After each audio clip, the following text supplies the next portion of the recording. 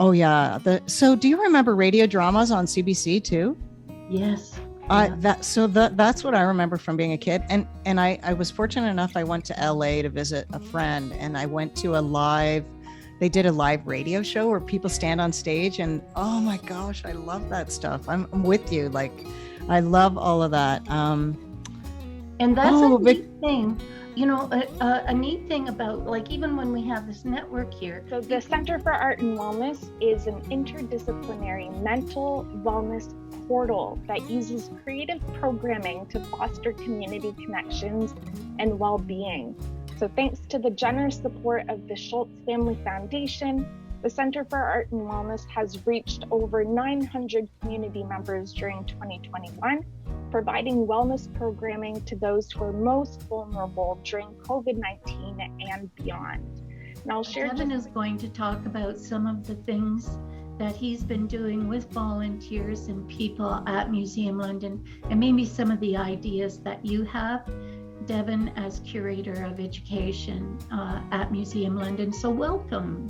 Thank you. Thank you very much, Kathy, and good morning to everyone. It's my pleasure to join you here from Museum London. As Kathy mentioned, I'm the Curator of Education here at Museum London. And our museum has a dual mandate that focuses on both the art and the material culture of the region. And two, one is community-based research, and it's the driving piece. It's going out to the community and working with the community to find out what it is that would sort of solve these problems or challenges that we're seeing in terms of artistic engagement. Prototype development is testing different things and seeing how they work. And testing and evaluation is building up some of the things that come out of the prototype and building on them to sort of go further. It's like, an extra activity. But actually more inspiration came as the production of this videos went on. And so a group of us led by Carmela. And so I couldn't have done it without my partners, and anybody who's in the audience that would want to partner with me, please get in touch. Because like I said, if we can share our neighborhoods as much as we can, that would be great, because everybody wants to know more. So these are some of my partners. I work with Niagara College Canada a lot with their students. They came in when a lot of their students couldn't go. When we first started, they said, "Oh, Sandra, we came to hear you talk." And I go, "Oh, no, darlings. I am here to hear your stories." And at the beginning, as happened at the storytelling, when we started, nobody wanted to speak. Yes. Nope, I'm not going first. Nope, I don't have any stories. Nope. And so I'd say, "How did you come to Canada?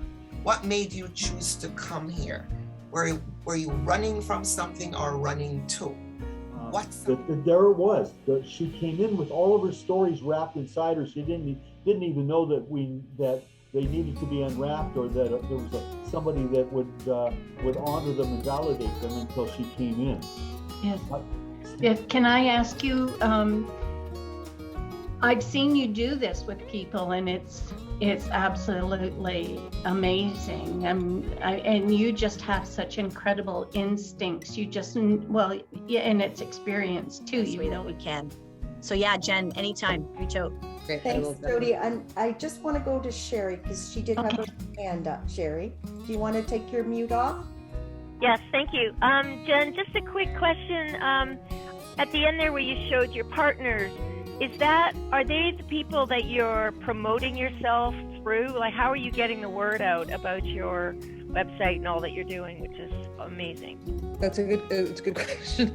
If you've got the materials that match what we're going to do, join us. If you don't have the materials, use what you've got and do what you want. But please just come.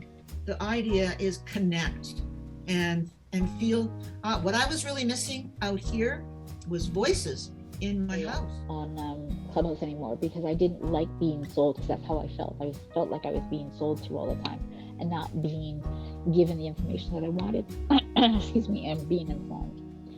Yes. Can I jump in here, Rosanna? Sure. Because there are questions coming up. Thank you so much. I just want to continue with this last point, because everybody has been saying, how do you get started? So my internet isn't responsible for the connection. It's their internet. And I have just found it exceptionally good for me. It does record audio and video. You can also stream live from it. Programming. So we both had an interest in designing and developing creative age programs. And Jen talked about that being incremental skills development, but with social participation, and then some kind of group exhibition or something at the end. So that's my presentation. Thank you. Susan, so well done, I must say. Some great tips in there for people if they want to start their own group or join yours. And you're very on time, so you get kudos for that too. I do, don't I? Yes, you do. That's really what worked for Grandmother's Voice. You know, when Grandma Renee at the beginning of COVID, you know, we were just really starting to connect with our elders and our community. And, you know, it's so important. I was just having a conversation with my sister over here that, you know, our urban Indigenous people trying to connect with our elders is the most challenging part for our healing journey.